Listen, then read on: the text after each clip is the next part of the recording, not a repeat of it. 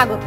দেখছেন দিনের প্রধান খবর আর খবরের পেছনের খবর নিয়ে পর্যালোচনামূলক অনুষ্ঠান বাংলাদেশ এখন। আপনাদের সঙ্গে আছি আমি সুলতানা রহমান, আর আমার সঙ্গে কথা বলতে স্টুডিওতে আছেন গণমাধ্যম বিশেষজ্ঞ ডক্টর গোলাম রহমান এবং জ্যেষ্ঠ সাংবাদিক ফরিদ হোসেন। আপনাদের দুজনকে স্বাগত জানাচ্ছি। মূলত সারাদিন যে খবরগুলো শিরোনাম হয় এবং যে খবরগুলো সারাদিন দিনভর আলোচনায় থাকে সেগুলো নিয়েই আমাদের প্রতিদিন রাত 12টার এই আয়োজন বাংলাদেশ এখন। শুরুতেই একটু দেখে আসতে চাই যে খবরগুলো সারাদিন শিরোনাম হয়েছে। রাজধানী কারওয়ান বাজারে বাংলাদেশ ইস্পাত ও প্রকৌশল কর্পোরেশন বিএসসি ভবনে আগুন লেগে পড়ে গেছে এটির 11 তলা। এই ফ্লোরে দৈনিক আমার দেশের কার্যালয়, সেটি পড়ে গেছে। ফায়ার সার্ভিস 2 ঘন্টার চেষ্টায় আগুন নিয়ন্ত্রণে আনে। 11 তলার নিচের ফ্লোরে আগুন ছড়াতে পারেনি। ওই ভবনে দুটি টিভি চ্যানেল এনটিভি ও আরটিভির কার্যালয়। দুর্ঘটনায় এই দুটি টিভি সম্প্রচার কার্যক্রম সাময়িকভাবে বন্ধ হয়ে যায়। রাতে বিশেষ ব্যবস্থাপনায় টেলিভিশন দুটি সম্প্রচার শুরু হয়। আহত নিহতকে খবর পাওয়া যায় না, তবে এখানে অলরেডি 5 সদস্যের তদন্ত টিম হয়েছে আমাদের লেভেলে। এটা নিশ্চয়ই রিপোর্ট দিবে কবে? এটা আমরা খুব তাড়াতাড়ি সম্ভব। এটা কোনো ডেট দিয়েছেন 7 দিন বা 10 দিন? বা আমরা অলরেডি 10 ডেজের মতো দেওয়া হচ্ছে আর কি। বিএসসি ভবনের আগুন নাশকতা বলে আশঙ্কা প্রকাশ করেছেন বিএনপির ভারপ্রাপ্ত মহাসচিব মির্জা ফখরুল ইসলাম আলমগীর। ঘটনাস্থল পরিদর্শন শেষে তিনি কথা বলেন। আমাদের কাছে খুব মনে হয় যে অত্যন্ত রহস্যময় এবং এর মধ্যে নাশকতা জড়িত নেই একথা কেউ বলতে পারবেন না। কারণ আমার দেশ পত্রিকা আমরা জানি যে তার সম্পাদক মাহমুদুর রহমান সাহেব যে 2 বছর ধরে জেলে আছেন এবং আমার দেশ পত্রিকাটাকে বন্ধ করে দেওয়া হয়েছে। এদিকে বিএসসি ভবনে আগুনের ঘটনা নাশকতা কিনা তা খতিয়ে দেখা হচ্ছে বলে জানিয়েছেন স্বরাষ্ট্র প্রতিমন্ত্রী আসাদুজ্জামান খান কামাল। ঘটনাস্থল পরিদর্শনে এসে তিনি কথা বলেন। ফায়ার সার্ভিস তদন্ত করছে, তা আমরা মনে করছি যে কর্পোরেশন কেন আগুন ধরেছিল সেটা আমরা নির্ণয় করলেই বুঝতে পারবো যে কেন আগুনটা ধরেছিল এবং তাদের কোনো গাফিলতি ছিল কিনা কিংবা কেউ গাফিলতি ছিল কিনা সেগুলো তলিয়ে দেখা হবে। নিষিদ্ধ জঙ্গি সংগঠন জেএমভির প্রধান সমন্বয়কারী আব্দুল নূর সহ 5 জঙ্গিকে আটক করেছে র্যাব। বৃহস্পতিবার রাতে চাঁপাইনবাবগঞ্জ থেকে জয়দেবপুর আসার পথে সিরাজগঞ্জের একটি রেল স্টেশন থেকে তাদের আটক করা হয়। আটককৃতদের তল্লাশি করে বিপুল পরিমাণ বোমা এবং বোমা তৈরির সরঞ্জাম সহ বিভিন্ন জিহাদি বই উদ্ধার করা হয়। এবার 4 বছর পর জাতীয় পার্টি নির্বাচনের প্রস্তুতি নিচ্ছে বলে জানালেন দলের চেয়ারম্যান হোসেন মাহমুদ এরশাদ। সে নির্বাচনে একক সংখ্যাগরিষ্ঠতা নিয়েই ক্ষমতায় যাওয়ার আশার কথাও জানিয়েছেন তিনি। শুক্রবার বিকেলে রাজধানীর বনানী মাঠে ঈদ পুনর্মিলনী অনুষ্ঠানে তিনি এসব কথা বলেন। আমাদের নির্বাচনে আরো 4 বছর বাকি আছে। আগামী নির্বাচনে জাতীয় পার্টি জয় হয়ে আবার ক্ষমতা আসতে পারি, প্রাদেশিক সরকার করব, ক্ষমতা বিকেন্দ্রীকরণ করব, নির্বাচন পদ্ধতির পরিবর্তন করতে চাই। এই নির্বাচন পদ্ধতি কোনো সুষ্ঠু নির্বাচন হয় না। নাটোরে 20 দলীয় জোটের জনসভা আজ।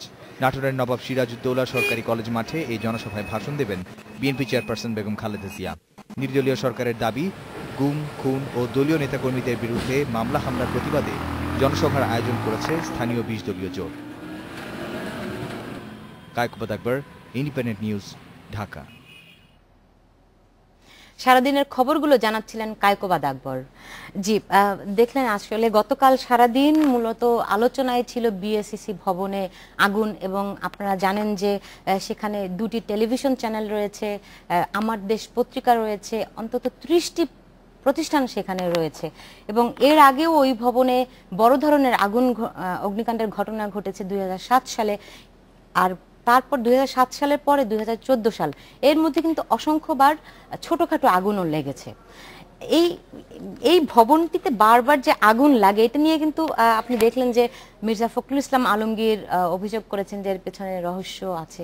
আসলে কি কোনো রহস্য আছে নাকি ডক্টর গোলাম রহমান? ধন্যবাদ।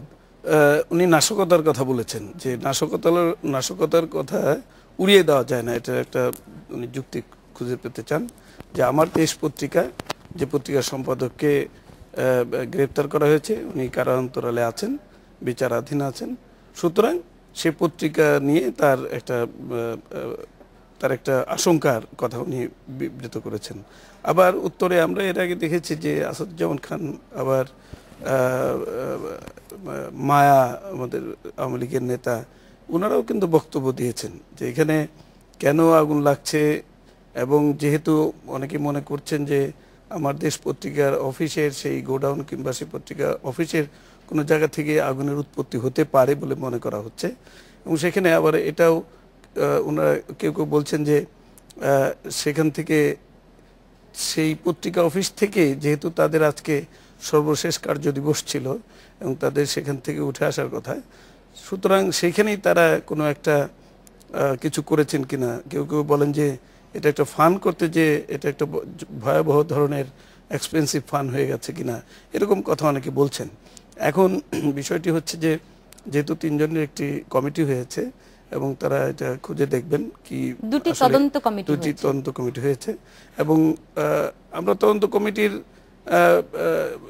তদন্ত শেষ না হওয়া পর্যন্ত সেইভাবে কেউ কিছু বলতে পারবো বলে মনে হয় না। কারণ হচ্ছে যে একটি পত্রিকা অফিস, এতগুলি টেলিভিশন, 2টো টেলিভিশন স্টেশন, তাদের বিভিন্ন প্রোগ্রামও ছিল সেখানে। তো সেখানে আমার যাওয়ার কথা ছিল আজকে এনটিভিতে। আপনাদের দুইজনেরই আসলে ওই ভবনে আজকে বিকেলে বোধহয় যাওয়ার কথা ছিল। তো সেখানে তাদের একটা ট্রেনিং, একটা আলোচনার মধ্য দিয়ে সেটা মানে একটা আলোচনা এবং ট্রেনিং এ হওয়ার কথা ছিল। যাই হোক, তো বিষয়টি কেন ঘুরে ফিরে আসছে এটি অবশ্যই মানুষের কাছে একটা প্রশ্নের অবতারণা করে। যে জনাব ফরিদ হোসেন, 2007 সালে যখন আগুন লাগে তখনও কিন্তু তদন্ত কমিটি হয়েছিল শিল্প মন্ত্রণালয়ের অধীনে, সেই তদন্ত কমিটির রিপোর্টও কিন্তু পাওয়া যায়নি। আপনার কাছে কি মনে হয় এর মধ্যে আসলে কোনো রহস্য থাকতে পারে? না, রহস্যের মানে সবসময় কেন যেন একটা ষড়যন্ত্র থিওরি কাজ করে। এটা তো রহস্যের ব্যাপারটা মানে বলাটা খুব মুশকিল। তবে এটা ঠিক যে এটাতে 3বার আগুন লেগেছিল। 2007-এর যেটা সেটা খুবই বড় ধরনের ছিল এবং সেটা 3 জন নিহত হয়েছিল এবং শুধু বাংলাদেশে না সারা বিশ্বেই এটা খবর হয়েছিল। তখন তো আমি এপি থেকে এটাকে কভার করছিলাম এবং সেই দৃশ্যগুলো এখনো চোখে ভাসে যে আপনি দাউ দাউ করে আমি তখন সেখানে কর্মরত ছিলাম। আপনি ছিলেন তখন। তো এবং সেই যে মানুষেরকে উদ্ধার করা বা উদ্ধার করার যে মানে যে কঠিন কাজ ছিল, অনেকে ছাদের উপর উঠেছিলেন, হেলিকপ্টার এসেছিল, নানান ব্যাপার আর কি। তো সেই জায়গার থেকে যে খুব একটা মানে আপনার যেটা পরবর্তীতে আমরা দেখলাম যে এবারও লাগলো, এবং আপনি যদি সেভাবে হিসাব ধরেন আমার যতদূর মনে আছে সেটাও বোধহয় শুক্রবার ছিল। গত এই এখন যে আগুনটা সেটা আমি জানি না, এটা নিশ্চিত না, তবে শুক্রবার হয়েছে বলে এবারেরটা মানে সেইভাবে কোনো ক্ষয়ক্ষতি মানে তার চেয়ে বড় ব্যাপার ওই সময় ওই অগ্নিকাণ্ডের পর ওখানে বেশ কিছু মানে ফায়ার এক্সিট করা হয়েছিল এবং বেশ কিছু মেজার্স নেওয়া হয়েছিল। একটা জিনিস যেটা আমি বলবো আজকে যে রহস্যের ব্যাপারটা তো আসলে তদন্ত করে বের হবে, কিন্তু একটা জিনিস আমি বলবো যে তখনকার থেকে ওখানকার একটা পার্থক্য যেটা আমি দেখেছি পরবর্তীতে যখন ওখানে আমরা গিয়ে দেখলাম, সেটা হচ্ছে যে এই যে আপনার মইটা মানে এটা এত বড় ভবনের একদম মানে ছাদে পর্যন্ত মই তোলার মতো, এটা একটা মই ছিল একেবারে নতুন আর একটি পুরানো মই, এবং আগে কিন্তু এই জিনিসগুলো ছিল না। এবং ফায়ার ব্রিগেড এর মধ্যে কিন্তু অনেক মানে যন্ত্র তারা মানে সংগ্রহ করেছে যেগুলোর মধ্য দিয়ে আপনার এই ধরনের আগুন নেভানোর কাজে তারা অনেক বেশি দক্ষতার সঙ্গে কাজ করতে পারছে। এটা আমার কাছে মানে বহুতল ভবনে আগুন লাগলে কি ব্যবস্থা নেওয়া হবে সেই ধরনের আসলে কোনো ব্যবস্থা ছিল না বিএসসিসি ভবনে যখন 2007 সালে আগুন লাগে। তারপরেই কিন্তু আসলে এই জিনিসগুলো আমরা রানা প্লাজা 2007 সালের 26শে ফেব্রুয়ারি ছিল। রানা প্লাজা বলুন, তারপরে আপনার তাজরিনের বলুন, ওই ঘটনাগুলোর পর থেকে আমি এই জায়গাটার মধ্যে আমি দেখতে পেয়েছি যে আমাদের দমকল বাহিনী তাদের কিন্তু অনেক দক্ষতা বেড়েছে, তারা অনেক যন্ত্রপাতি পেয়েছে এবং সেগুলি ব্যবহারও করতে পেরেছে। এবং তারা কিন্তু ওখানে যে যাচ্ছে, কারণ আগুনের একটা জিনিস তো আপনি ভালো করে জানেন, ওখানটাতে ছিলেন বা কাভারও করেছেন, সেটা হচ্ছে যে আগুন কিন্তু গায়ে আগুনে পুড়ে কিন্তু কেউ খুব কম মারা যায়, দম বন্ধ হয়ে। আমরা যখন বাইরে দাঁড়িয়েছিলাম আজকেও কিন্তু যেভাবে ওই গন্ধটা আসছিল তাতে কিন্তু আমাদেরই মনে হচ্ছিল যে একটু বেশি থাকলে অসুস্থ হয়ে যাব। ওই সময়ে ওইবার অগ্নিকাণ্ডের ঘটনায় যে তদন্ত কমিটি হয়েছিল সেই তদন্ত কমিটিতে ছিলেন রাজুকের চিফ ইঞ্জিনিয়ার ইমদাদুল ইসলাম। আমি একটু তার কাছে যেতে চাই, তিনি এখন যোগ দিচ্ছেন আমাদের সঙ্গে।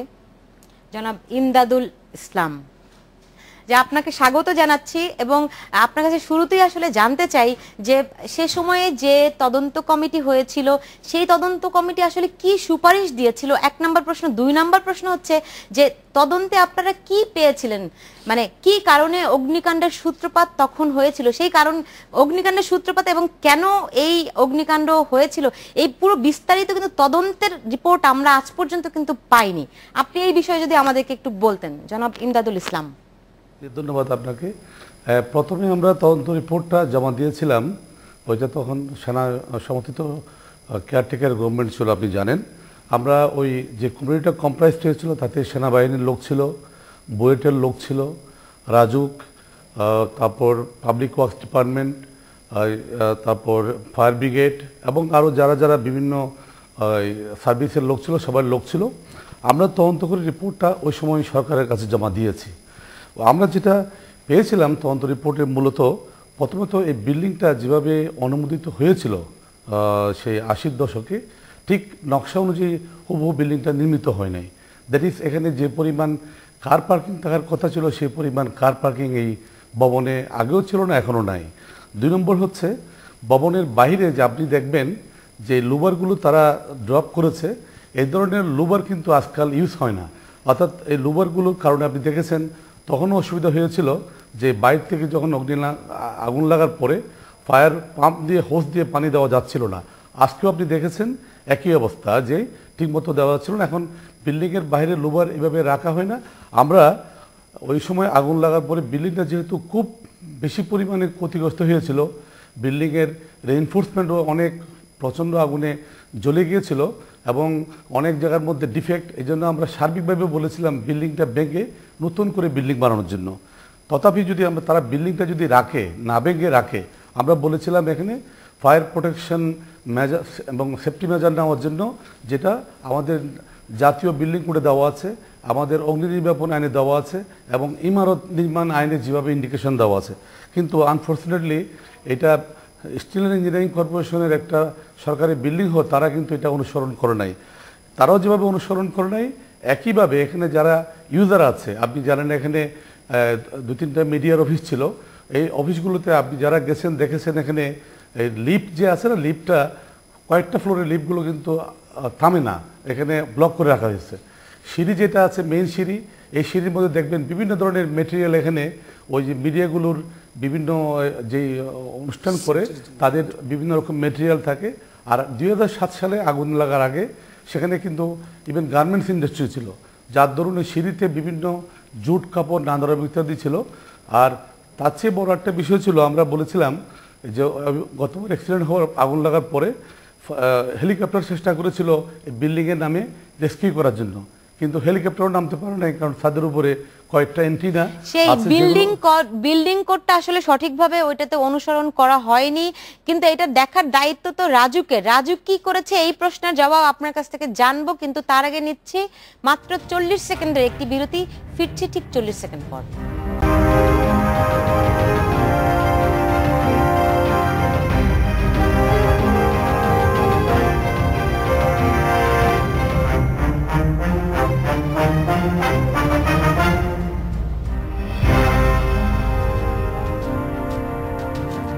বিরতির পর ফিরে এলাম, দেখছেন বাংলাদেশ এখন।